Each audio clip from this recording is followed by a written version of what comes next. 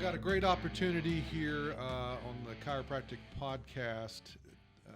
Fantastic guest. I think you're really going to enjoy this as we unpack a lot of history of chiropractic and then, just where we are today and kind of some of the things that we see on the horizon or what we need to see on the horizon. But I got Dr. Paul Sorchy in the studio with me today, and I'm going to let him tell you a little bit about his history, but he's got quite the background, and then we can even take it back to like the foundation of here in the state of Florida where you and I are, the Florida Chiropractic Society and, the inception of that and, the interconnections between me and you just in that society. And then just a little bit of history on the chiropractic, what it means, what we've seen over the last decades, the transformations that have taken place, but the core identity that can't be, just can't be replaced. We have to make sure that light burns bright for years to come. So, first of all, Dr. Paul, just welcome. Appreciate you taking the time today to join us. It's my privilege. And I guess tell everybody that doesn't know you like I do a little bit about the history and your background. Well, I'm Paul Sorchy. I was born and raised in Tarpon Springs, Florida. And when I was a kid, I decided to be a chiropractor sometime around the 8th grade. And same year I gave my heart to the Lord Jesus Christ. And that was my my turning point that launched something that would become the favor of God. And I get to be a part of a movement that I didn't know existed, but it was already underway, and I am just a prodigy of the giants that surrounded me. So today I'm currently the vice president for the Florida Chiropractic Society, and I get to play a role with the where we keep chiropractic, and the only principled organization in the state of Florida. Yeah, absolutely, and that was where I was saying our paths crossed with my father. Yes. I'll let you tell that, but I mean, like my dad was one of the original founding members of the Oh, it's a great story. Yes. Yeah. And he was in the original 5. So, going back to 1958, there was only one organization. There was the FCA in the state of Florida, and every chiropractor was a member back then.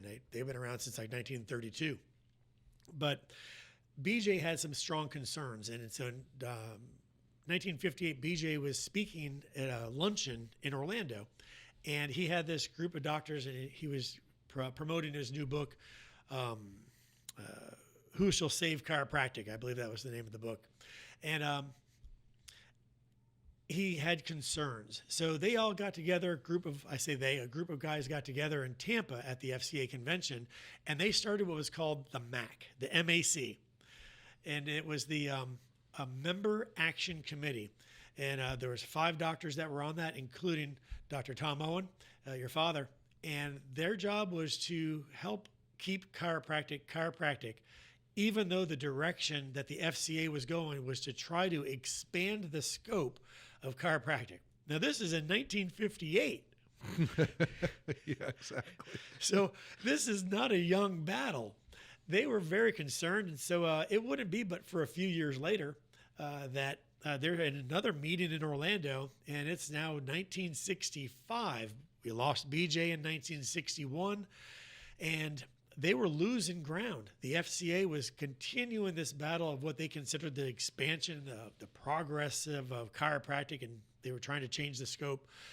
And that's when the Florida Chiropractic Society was birthed. There was Dr. Kuhn. We had Dr. Mayer. Mm-hmm. Oh, goodness. We Dr. had Mayer is Dr. Julie Hunt's father. Yeah, Dr. Julie Hunt's father. That's right. Oh, goodness. There was Burton Pierce, Walter Aiken, who we just lost not too long ago recently. I spent some time with his family.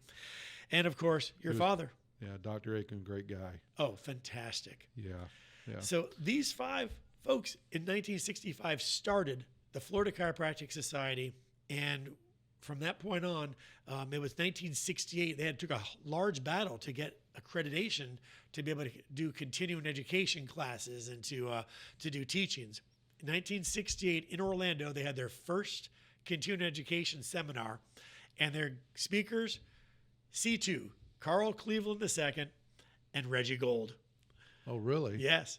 And they packed a house, and it created a movement, and your dad was a vital part of that. And today, the only principled chiropractic organization in the state of Florida, the FCS, still alive and well. And that was, the whole foundation of that was for the purpose of the preservation of chiropractic. I remember, I don't know if it was my father quoting BJ, or it was just my dad taking what BJ and then sharing it with me. He said, son, he goes, chiropractic is like the Word of God. And I was like, well, that's a pretty heavy statement there, Pops. And he says, well, he said, the further you get off the truth of the Word of God, the further your life goes to the shambles. That's it. Right? He says the further we get off the truth of chiropractic, we will get to a point that the profession will fall to shambles and we'll lose our identity. And that works with mine and your faith, right? Sure. To think about that is because, I don't want to turn this into a faith podcast, but, that's what our faith says is that the enemy takes the truth, twists it, makes you look at a different perspective, but you lose the truth, and all of a sudden you're on shaky ground. Mm-hmm. So in other words, it causes the confusion, and you lose that identity of Christ. Yes. Same thing in chiropractic. The way I understood it was, the further we got, BJ was always concerned, the further you get off the truth. There's nothing wrong with some of like the adjuncts and things of that nature, but we're going to lose our core identity. And I've only been around for, really active for 37 years. I guess I grew up around it. Sure. Every breath of my life has been around folks like Clarence Gonstead, Roy Sweat, Bill Harris, the Boutwells. These are monster men, powerhouse men that I grew up around. But, I have slowly watched, and and I think it's offensive to me in some ways, because I'm like, I've spent 37 years of my life trying to fight for chiropractic in one way, shape, or form. Now, most of the time I'm fighting for the chiropractor. Yes. Because I just have a love of people. That's my gift.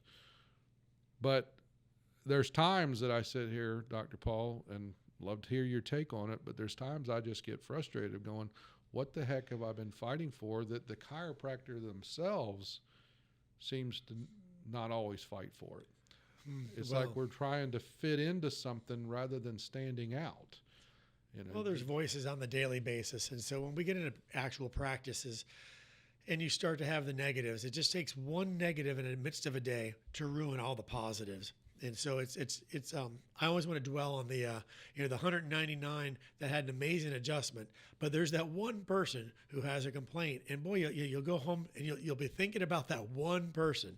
It's like, gosh, I just had a typical 200 patient adjusting day, and what happens? Something about that one adjustment, or that one complaint that says, well, I'm going to go somewhere else because they threw in some extra therapies, or they did something above and beyond that wasn't chiropractic, or they challenge our belief system. And so that's the one person where, I've now learned to thrive on that one person. Like, wow, that was great. I kicked this person out of the office. And so that one person needed to go. They needed to go up the road to the osteopath. They needed to go to the general practitioner because what they were looking for was not chiropractic. If we start focusing on that one lost sheep, and that's it. Now, I'm not Jesus Christ. So that one lost sheep is a person who was trying to pull me in the wrong direction. They were lost. Mm-hmm. They're not, I tried to find them, but you know what? You've heard it. Some will, some won't. So what? Next. I don't want to have that carelessness because I really do care about the person. And I want that patient to come over to the side. But they belong in somebody else's practice because they're just going to cause me the turmoil. Those other 199 folks deserve all of my best and my attention. The will of God always sends another one to fill in that 200th spot. Mm-hmm. And there are people who are looking for what we want to deliver what we have and what we are experts at. If we try to appease everybody, we're never going to win. And I think that's what it comes down to. So as much as I will fight for that last person, if this was their soul, I will be relentless. It's their spine. And honestly, I wish it was, and that's big, but quite frankly, they're going to take me down. They're not going to convert in some cases. So that's where you come in. I mean, you've had the opportunity to help doctors. Let's see if we can't alter that transition of what they're thinking before they ask the questions. Let's set the stage that they know what to expect out of the doctors that have been trained properly, that they understand why they're there. And we're going to give them a new hope. We're going to give them a new understanding of healthcare. And that's what they're going to desire. It's what they're going to want. And they won't think about all these other things. So to me, that one person that leaves, that's always a lesson that I've learned. I failed somewhere to help them to know what chiropractic really is. And they were pushing me and they were mad at me and I just couldn't win them over. So I can't dwell on it because I have to focus on the 199. So I know that sometimes there's my heart is certainly, of course, for them, but I also have to know when to give up and let them learn their lesson. Maybe they'll come back. I send them off in love. I send them to an osteopath up the road who does those other techniques and therapies that they're looking for. Now, notice I said I send them to the osteopath up the road, because that's the person who can who's allowed and is also qualified, and it's part of their scope of practice to do what that patient was looking for. It's different than chiropractic, and so that's my training. Since we got into that, that's good. When you're saying it, everything that you just said reminds me of the principle of within practice management, the people. You got to recommend the best. I have philosophies, right? And it ties into what you just said. Is all you can do is recommend the best. Now, not recommend what you think the patient can afford, right? We hadn't got into that.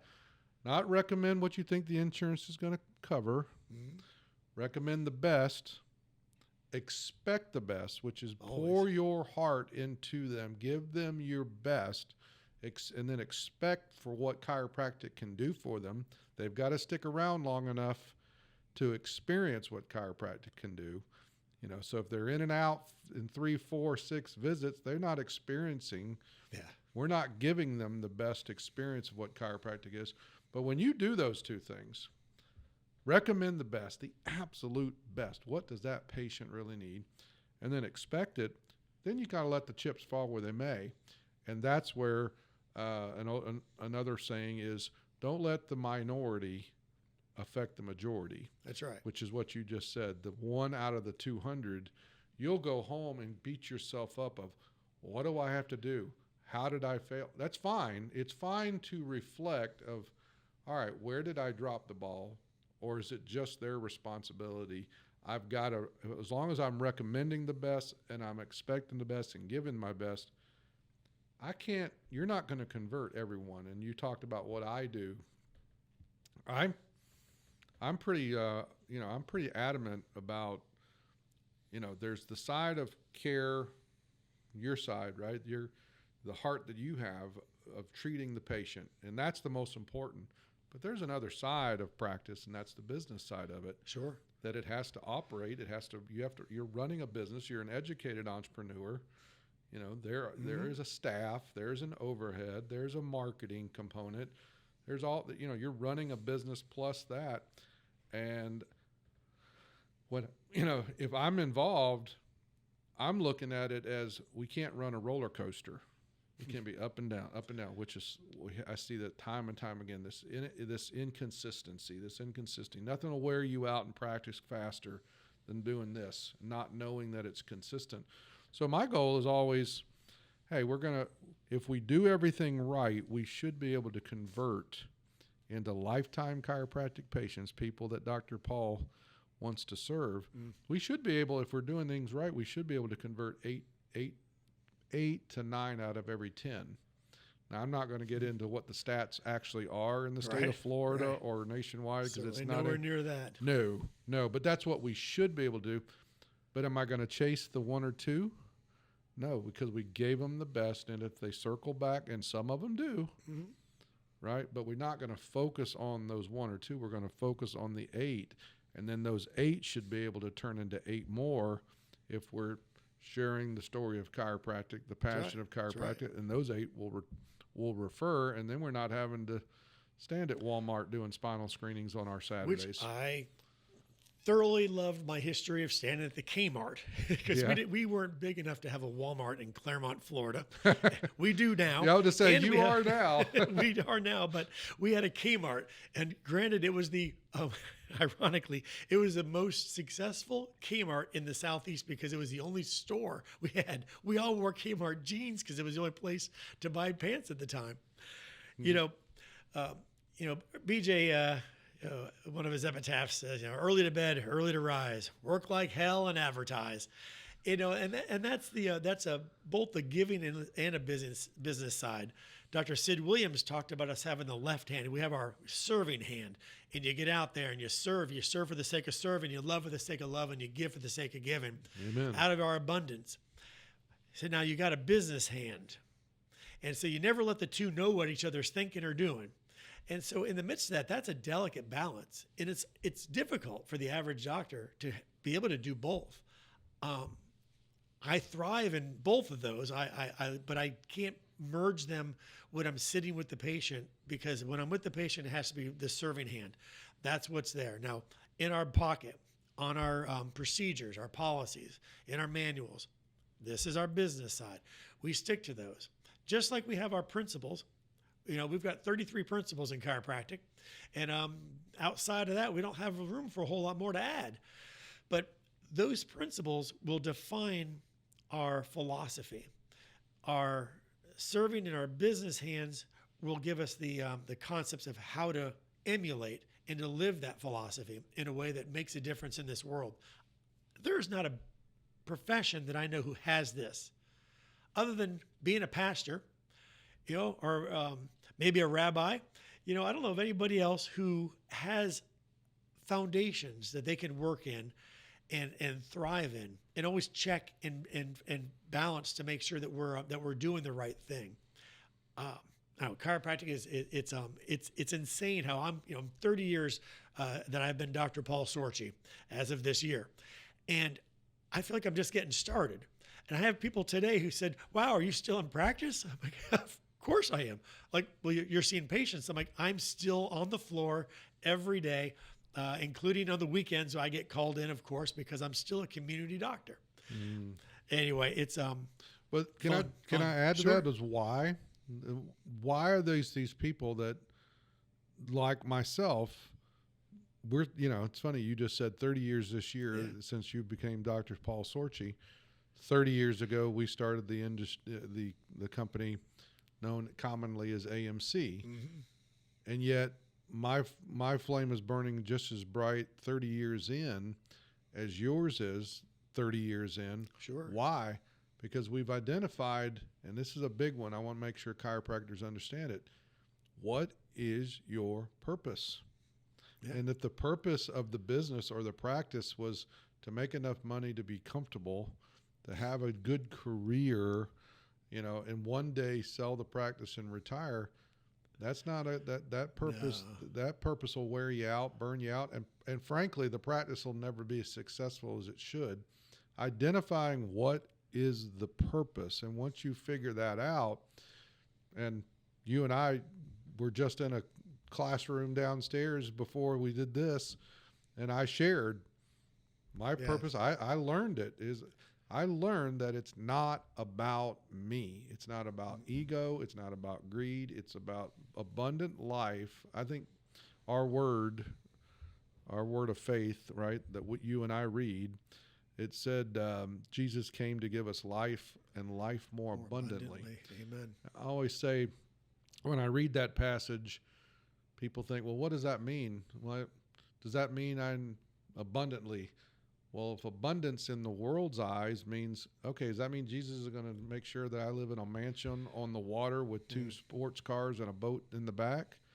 My answer to that is, well, maybe. Sure, potentially.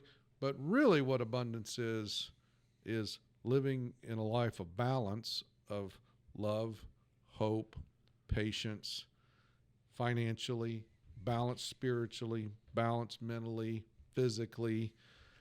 To me, that's what abundance is. And I can't imagine living an abundant life serving myself. It wouldn't be abundant then. And it would be, it would fall, and it would be disappointing, and it wouldn't be fulfilling. But so many, I'm just telling you, I want to hear for your side. Today's not about me, but time and time again, that's what I come across. I come across these guys that they have just lost their purpose. They've lost that identity as a chiropractor. They're losing that.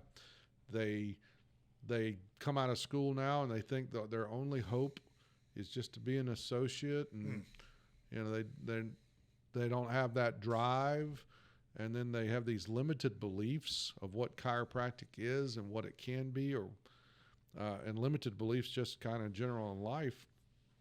And that's, to me, you said something a while ago, and I'm going to throw it right back to you here in a second, is I think chiropractic, when you merge the two hands, right, the hand of service and the hand of business, I don't know if I know another quote-unquote profession, business, where you control your potential as much as chiropractic. What I mean by that is, a lot of industries, you don't really get to set your value or set your potential or set your, like I'm in a men's group, and I actually sit at the men's group, and in that men's group there's 3 MDs, 2 surgeons, right? From the outside looking in, oh man, they got it made. I sit there and listen to them on Saturday mornings in my prayer group, and these men are talking about all the control. They have no freedom, and that's all this. And I'm like, I don't experience any of that in the chiropractic practice, is that, because we get to set the pace. We get to control the practice. We get to run it, and it can be as big or as small, inadequate. It can be whatever level you want it to be. And I just think chiropractic provides a level of freedom that, and plus you get to serve and touch lives every day. You mentioned, getting, walking out there, how'd you put it? You said, walking into the office and you couldn't imagine it being, oh goodness, you made a comment. My brain for some reason went to the thought process of if you want to get out of that mode of something's wrong, I'm depressed or whatever it is, all we have to do is put our hands on a patient. And when you have that pure love and intent that person's going to get better, you make that one adjustment, and instantly, in that flash, and everybody should know what I'm talking about, is in that moment, that's where your purpose restores. It wasn't about us. We receive something. Every time I make an adjustment, I receive something back. And honestly, there's part of the addiction. I mean, being a chiropractor I liked the term crack addicts. I thought that was a great name for a catchy show not too long ago. But our addictions, by putting our hands on the patient and receiving that something back, where else do we get that from? I don't know what else I would do. I go on vacations. I'm adjusting the maid. My wife came in on my honeymoon, and I had the maid on the bed. And I was adjusting the Mexican maid. Awesome. My wife says, she's like, I knew exactly what was going on as soon as I walked in here. And she's like, my God, can you at least take a vacation? And I was like, this is vacation. I learned a while back that my hands hurt, by the way, if I don't keep pushing. So if I stop adjusting, I'm actually in pain. So I would be adjusting people when I was on vacations. Turns out, just do your push-ups, and it does the same thing for at least that moment, but it doesn't give you the reward. Yeah, the schools are putting out students today, and many chiropractors have never had the opportunity to ever really know the beauty of chiropractic. And that's why they don't have principles. They've never even read a green book. They've never been around other successful chiropractors in a chiropractic. Your father, he would talk along with BJ that there's chiropractic, and that are you a chiropractor? And in one of the last meetings that we had at the Florida Chiropractic Society, we were honoring your father, and he talked about how to have light, it has to come from above down, and it's expressed from inside out. It was an adio expression. This is the purity that came from the doctors from decades ago, generations before us, and that the adio, the above down, inside out expression of light, was always about God working through us. Or in chiropractic, we'd say the power that made the body heals the body. Well, that power is working through us. We're releasing that innate intelligence. This is a conversation that we can have with only some chiropractors. Others think it sounds odd. They're not used to this terminology. So when we try to be fulfilled, when we try to find satisfaction in practice, the stage was never set. They never were given wasn't even just a matter of their purpose. We're not even sure if they were called. So there are those who have been out, honestly, it's like lifeboats. When you bring a management group out there, it says, we're going to help you know the power of who you are. And these are doctors who are just empty vessels, who have a degree, and they walk out and they stand there. They don't know what to do. They have a shingle that's been put up, and there's no purpose. Mm-hmm. But then they realize that they were called, and it just takes somebody to point them in the right direction. And so that might be another chiropractor. It could be one of you who are, instead of chastising the guy in the next town, maybe you go talk to him and help him be successful, because it's more fulfilling for somebody else's success typically than it is for our own. I tell you, that's very addictive to help others reach their potential, not just the patients who pay us, but those who are around us. And I imagine that's probably what you feed off of right there. Tom, I'm sure when you see a chiropractor and that spark goes off, maybe they came from a college that never spoke philosophy. They go into a room and they give an adjustment. For the first time, it's an adjustment versus maybe what was a manipulation from their school. By the way, I commonly say manipulation is how I got my wife to marry me. And a chiropractic adjustment is something specific. But there's something that's meaningful. It's thriving. It's important. Helping those with aimless degrees find purpose and meaning, and success is a byproduct of it. Amen. It's trying to help somebody make money. It's kind of like saying I'm going to help a patient feel good. We always say we could care less how you feel. We just want to help you heal. You'll feel good as a side effect. You could care less how much money somebody makes. That's a byproduct of you helping make them successful. If they're successful as a chiropractor, they'll have more money than they ever could have imagined. But if they're focused on the money, oh yes, they won't ever be successful. They'll never be successful. That's right. Money's nothing more than Dad. Talking about my dad. Dad used to have a saying. He says, "Money's nothing more than the shavings of a good carpenter's tool while constructively at work." If you're focused on your art and you're passionate about what you're applying and what you're doing and how you're doing that, the shavings, the money will be there.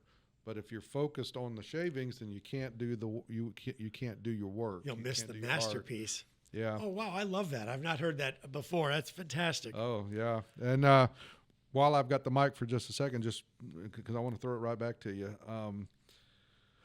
But I firmly agree with you. I mean, unlocking that potential, whether it's through the chiropractic adjustment or like, me sitting right here with Dr. Paul, I don't think I see as much because, man, he's just tapping out. He's not tapping out. He's tapping. He's firing on all cylinders. But I love sitting in a room with an individual and seeing the potential. It's just something. It's like that addiction you're talking about. I'm addicted to being able to see the potential in others, whether that be through chiropractic or through the application of whatever's gotten locked in between those ears. Potential. Here's another great quote. Now this one's mine. It's not Dr. Owen's. Potential is nothing more than truth in waiting. So the potential of the chiropractic adjustment is truth in waiting. So what can come from, whether it's the shavings or if it's total health, it's the potential is there for it all along. All we have to do is start believing in it and acting upon it, and that potential will reveal itself, whether it's instantaneous in the chiropractic adjustment and that's that spark you're feeling, or if it takes me working with somebody 3 years. And 3 years from now, when they're firing all cylinders, and yes, the money is starting to show up, but they're fulfilled. They've got their purpose. They're thriving. Will that mean you trying to tell me that 3 years earlier when I first sat down with them across the table, that potential was not there? That's why I call it truth in waiting. One last thing. I have a philosophy when it comes to chiropractors. I'm passionate about, I've always had a passion or a love for chiropractic. Okay. But I'm really just on fire for chiropractors, the people. And I have a belief, whether they're coming out of school like this now or not, to me, from a businessman standpoint, I see the chiropractor does more for mankind in one day. Mm-hmm. Now, I've been doing business now for almost 40 years. In one shape or, whether it's chiropractic practice or auto repair businesses and all the different businesses I've been involved with, I look at a chiropractor differently. Like, okay, I've owned auto repair business. I've owned franchises. I've done all these equipment leasing companies, rental, all that stuff. But chiropractic is just different. I've always seen it like, a chiropractor does more for mankind in one day than most attorneys I've met do in a lifetime. And yet, so many chiropractors don't have that identity and understanding of what they're really doing. I mean, they are touching and transforming lives. They should be the most expensive doctor to see. They should be. Not the minimalist, right? So I believe in chiropractic more than most chiropractors do. And it drives me nuts. Last but not least, you said something about,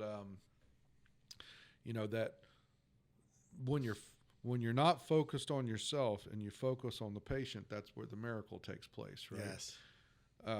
Another present rule time consciousness. Yeah, I have a good friend of mine, Dr. Rick Marks. Great guy to look up. Anybody who's watching, look up Dr. Rick Marks. Amazing communicator on relationships. Yeah, he's got more master degrees than we can shake a stick at. But relationships, parenting, marriage, leadership, the guy's fantastic. But he confirmed one time when I was talking to him about humility and humility of service. He said, well, Tom, he goes, do you know that it's impossible? He goes, it's impossible to be depressed. It's impossible to be anxious. It's impossible to be frustrated when you're serving someone else.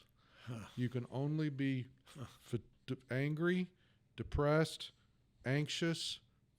And what do we have? We have a whole society that's taken all these drugs for what? Anxiety and depression. Because why? Because we're a self-centered society.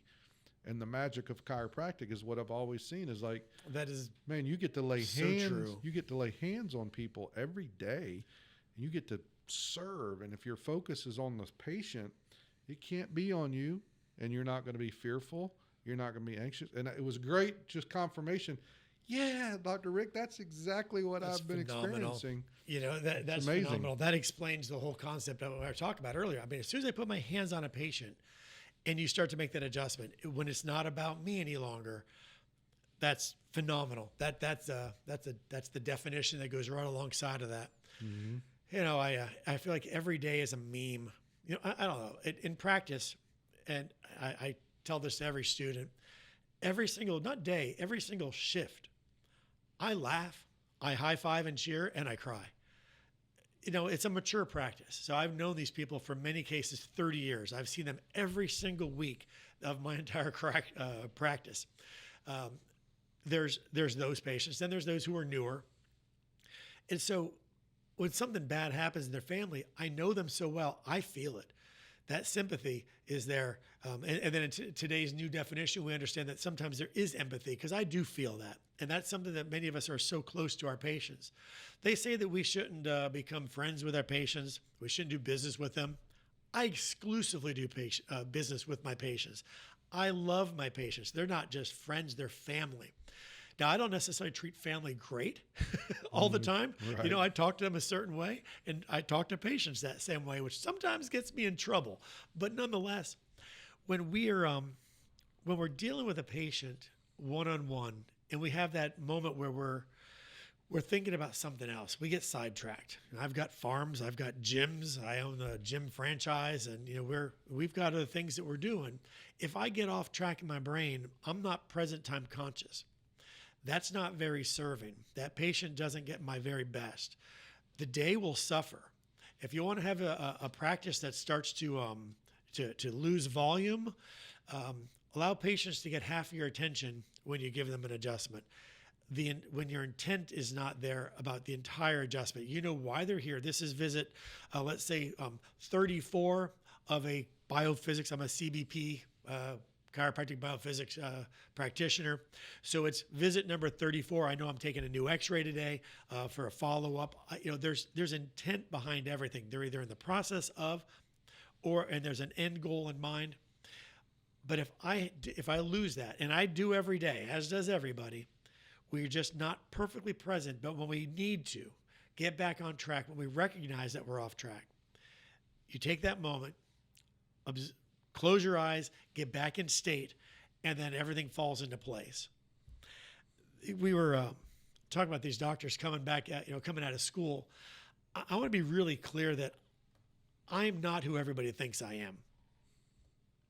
I'm trying to be. And I didn't get into chiropractic because I even understood it. We judge these new students going into school as if they're supposed to know the philosophy. I arrived. I can't tell you I understood why I even went, other than my chiropractor said, and my chiropractor was Greg Serrato. He was in Tarpon Springs. He was a member of the FCS. He was a DE doctor at the time. And he'd said, being a chiropractor, it's like going to a party. You ever go to a party, Paul? Like, well, yeah. So I'm a little kid. I'm in the 7th, 8th grade. And he says you talk to some people for a few minutes and you're kind of done. You go talk to some other people for a few minutes and then you're done. Go to the next room. He says the thing about being a chiropractor is that you are always the life of the party. And I loved that. Now, today I understand that I worship the one who is the way, the truth, and the life. But in the chiropractic office, we are always the life of the party. We get to be on the stage.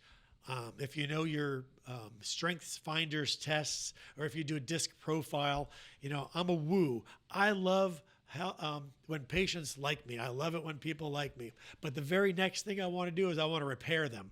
So, hey, I want you to like and trust me. Now I want you to let me fix you. And so that, I didn't know that, but that was my calling. It took chiropractic to pull that out of me. It took serving. I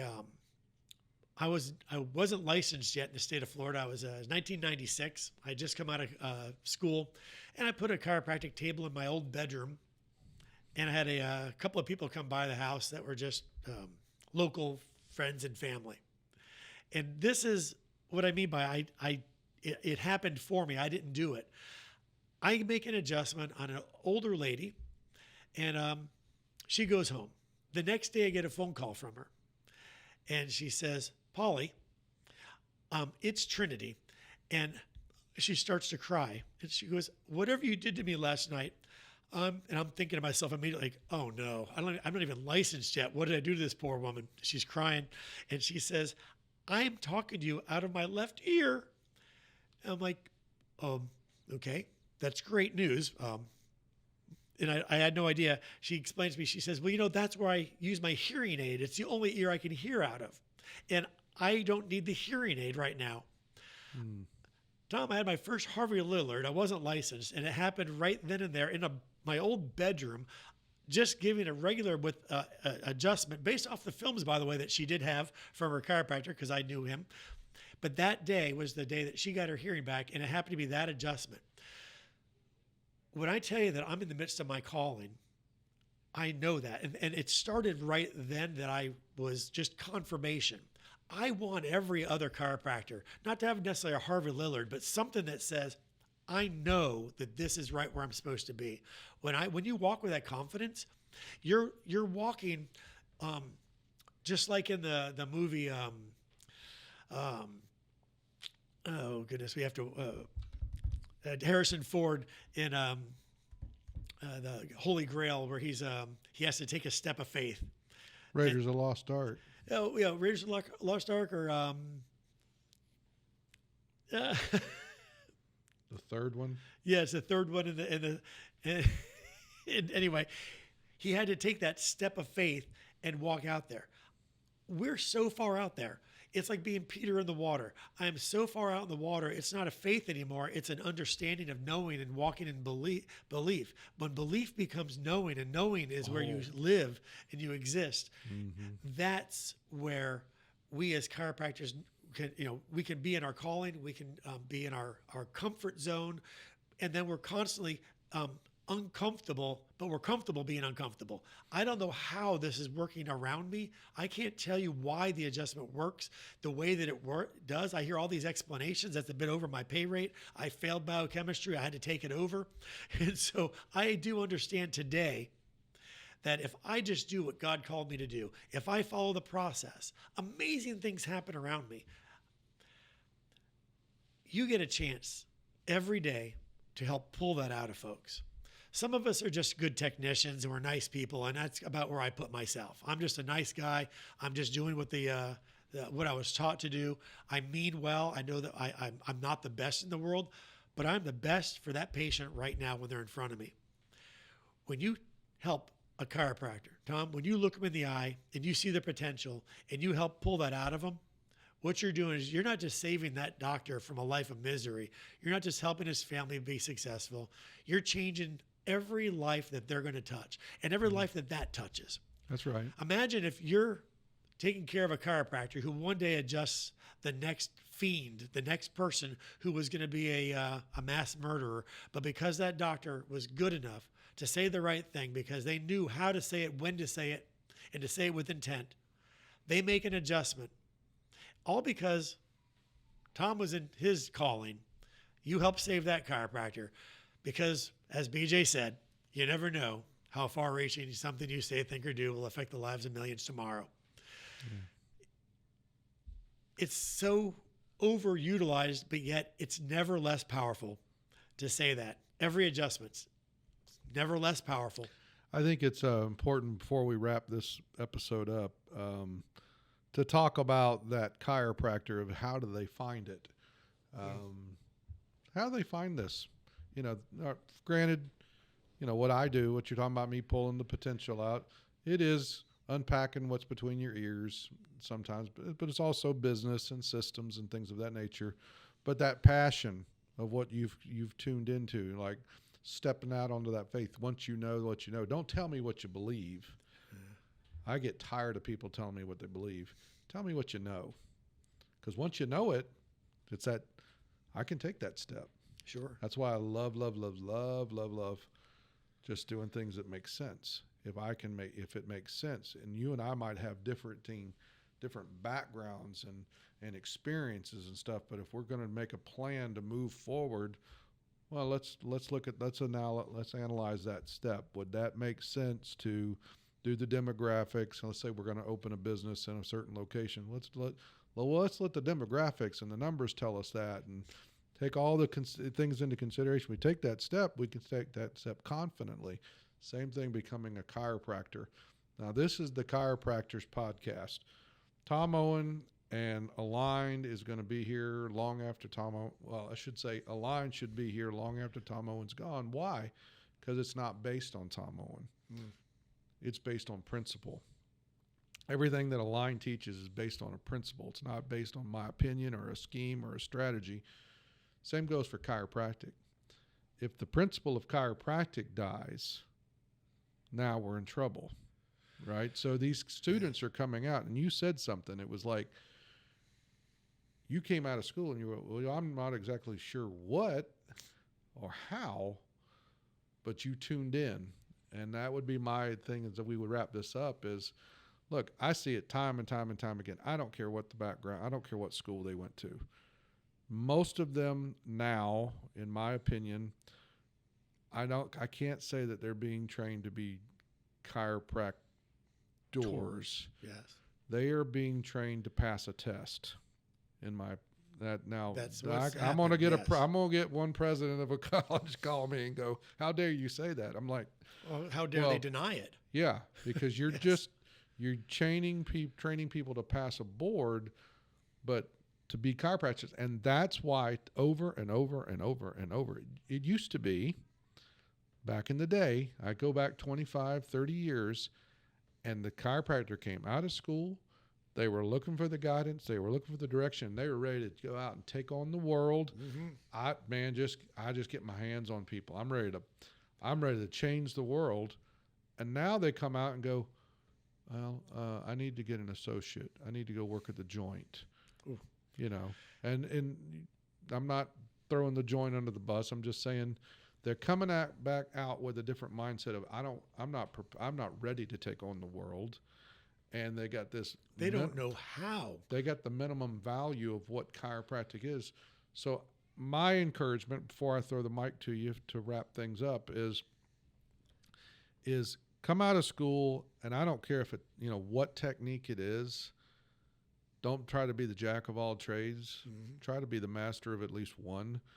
And that's, to me, where these technique groups, whether it be upper cervical or CBP or, you know, be passionate about at least one, because a lot of times that's where some of the philosophy is still thriving. Sure. And that identity of a chiropractor, and it'll give you the confidence to take that step. And then you tune into a guy like myself, and we put a system in place that gives you the chance to build a deep enough and wide enough foundation that you can scale whatever size building you want to build. We'll create the plan to go forward, but somebody has to live inside that building, and it needs to be a chiropractor. That's right. Right? Chiropractor. So what would you say, I mean, do you agree with that on the, like, I completely agree what with other that. steps would they, you know, do we tell these young chiropractors to say, because they get defensive. They're like, what do you mean I'm not a chiropractor? You're not what I witnessed.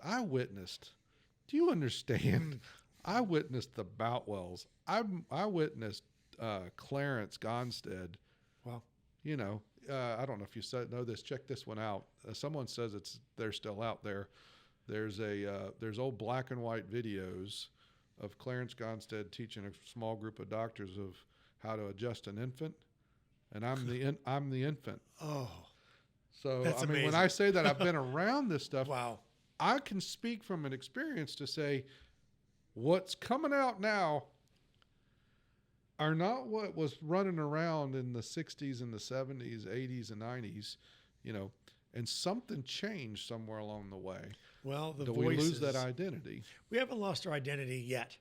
And so, you know, the book that BJ was talking about going back to 1958 was Shall Chiropractic Survive? We're still asking that question. And so because of your father laying down roots with a group of other men, other doctors, the Florida Chiropractic Society started. And in Florida, the world knows as Florida goes, so goes the country. And so right now we have a lot of legislation that's in place to make sure that we keep chiropractic. That's the representation. So one, as a student, getting involved in the clubs so you learn your techniques, going above and beyond. But also getting involved in your in whatever state you're going to school, find the principled organization, not the biggest, but the one that's the principled one, the one that has, and then go hang out with those doctors in their offices. You know, as a student, I was a DJ, so I always got paid to be at the party. And so what I did was I would also be the guy who would go pick people up at the airport. So I'd pick up Fred Barge at the airport. I made sure that he had a drink. We'd have a cigar. And so I learned my scoliosis work and my torticollis and my tortipelvis from the doctor who questioned, "Are you the doctor?" from Fred Barge. I am not Webster certified, but I sat at the feet of a giant in his office in Atlanta, and I learned how to adjust infants and children and how to deal with parents by Larry Webster and Charlie Cobb, his associate. Charlie Cobb was my most important mentor in my entire life. He was the one who started the Delta Sigma Chi fraternity at Life University. He was also should have been the president of Life West. It was between Charlie Cobb and Gerald Klum. I was taught upper cervical by John Grostick. I was taught Thompson technique by Clay Thompson because his granddaughter was in my class. Sid Williams taught me a philosophy that isn't etched in my head. I hung on every word. Dr. Sigafus, I heard the stories. I heard how Mary was run over by a car, and she was hers or Alice that needed to be adjusted. We were at the feet of giants. Yes. And today, I think what's wrong is that we don't realize we have surpassed our mentors in practice, I don't know about technique, but we've surpassed them in volume. We've surpassed them in many ways. But respectfully, you never surpass your mentor. But if you're a mentor, those who you're mentoring should surpass you if you're doing your job well. We have not accepted the roles that we are giants today because we're humble about it. The doctors before us, they didn't realize that they were the giants. They didn't know that we hung on every word. So when we take accountability and responsibility to reach out to the young doctors or to the doctors who are in practice, who maybe have been there for 15 years, but they're failing. Their practices look miserable. We don't make friends with them. We don't go help them, but we used to. We were brothers and sisters in chiropractic. That's all I ever knew until I came across some doctors who didn't like the principle and that they were fighting against us. So we have to know that they exist, but focus on the ones that are, if we're going to be, as doctors, make a difference, then make a difference. When you're just serving yourself in your practice, you're serving your patients, but are you serving your profession? So I started as a student going to the board meetings of the Florida Chiropractic Society just to be in the room with a Joe Accurso, just to be in the room with a Greg Serrato, a Brian Burns, a Mike Sosa, Michael Shreve, who is the first person who says Dr. Paul Sorchy was called to be a chiropractor. Chiropractic called him. He didn't choose to be a chiropractor. I love Mike Shreve. But those were the doctors who I hung out with. Your dad started the group that brought those men along and those women, the Mindy Weingardens, the Julie Hunts, the Danita Thomas Hagees. They have served our profession, and I learned at their feet. And today I'm the vice president of the same organization with the same zeal and emphasis that they do, and they taught me. We're looking for others. If you've got that, then we welcome you to come and help us join the board because we're kind of just a few of us on there who are working really hard. And there's only a few of you on the outside in management groups that are trying to make a difference. So here's the first thing I can tell a student. One, find some folks that you can emulate, that you respect, and that they have success around them in practice. They're happy. They look like they're having a blast in practice. Learn how to do that. And then you got to get systems and procedures in place. You should have your technique while you're in school. You got to get that. But you got to have systems in place. You reach out. You call a Tom Owen, you call Aligned, you call AMC. If that's not your vibe, call somebody else. But here's what's going to happen. When you call and you talk with them, and here at Aligned, you're going to find out that you've got a family of people who are going to love you and they're going to bring you up. If they don't think that this is where you're going to want to be or that you'll thrive, they'll tell you where to go. I mean, in a good way. They'll tell you what other places maybe you would fit in differently with. That's the beauty about being chiropractors and being in chiropractic. We can be brothers and sisters, and we can tell the truth, whether it's good or bad or ugly, and we can be honest with each other. So I appreciate all that you do. I appreciate the group. This is an amazing, wonderful group of people. You and your sisters, my gosh, what a heart for the chiropractors that are around us, and the lineup of people that you guys have this weekend. It's a privilege to be here. Well, Dr. Paul, I can't tell you enough that it's more my privilege that just to hear this. See, this lights my fire. It lights my fire, and it's a reminder. It's what you were, as you were recapping all that, wrapping that up. You said something. You were like, come out of school and find that person to emulate, right? Find the people to tune into. Here's the thing: there's a Paul Sorchy sitting there, and he's looking for who can I impact, who can I serve. There's a Tom Owen that's constantly looking, who's the next person I can serve? But I can say this, your same purpose wraps in mine as well, is that it's always about that one more. Always. And I don't know if I can speak for chiropractic in general, that these students are coming out and they do want to plug in. Yeah. But I watch it time and time and time and time again that we eat our young, and there's not somebody. They don't plug into the right one, and there's just somebody there that looks at them and says, well, there's an opportunity to get an associate. That associate can make me some more money, and then we don't do them justice and develop our next generation. We look at them as competition.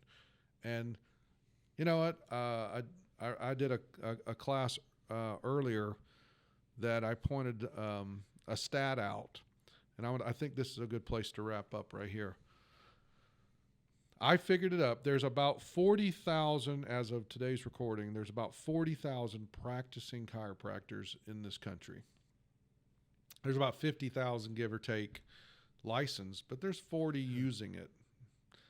That is 0.0001% of the population of this country. We're not in competition with each other. No. There's more than enough, and the country is getting sicker by the minute. We should be building up, supporting, replicating, and only replicate if you're worth replicating. But we should be pouring into these kids. I shouldn't call them kids, but they're kids to me at this age. But we should be pouring into that next generation, supporting it. And that's why I love the fact that 50 plus years later, something that my dad was a part of founding, you're carrying it forward, and someone else is going to have to carry it forward. Yes. And the only way we do that is that we pour into one more. So around Aligned, we're always talking about, it's not about me. It's not about us as the individual chiropractor. Abundance is found in the one more, whether it's one more patient or one more chiropractor. And every time that you impact a chiropractor's life, you could be impacting millions of lives, whether it's through them or they bring up a patient, and that patient has that miracle story, and then 20 years from now, that patient wants to go to chiropractic. Yes. And it all came from us doing our part of serving and finding that one more. It's not about what they can give us, it's what we can give them. Always. Absolutely. Beautiful. Well spoken. Dr. Paul, it has been my absolute pleasure, and That's I thank you. If people don't tell you thank you enough, I thank you for everything that you have done and are doing for chiropractic. And this one doesn't just stay in the state of Florida. This goes all over the world, so thank you for sharing. Well, I appreciate it. God bless you guys and all that you do. All right, thank you.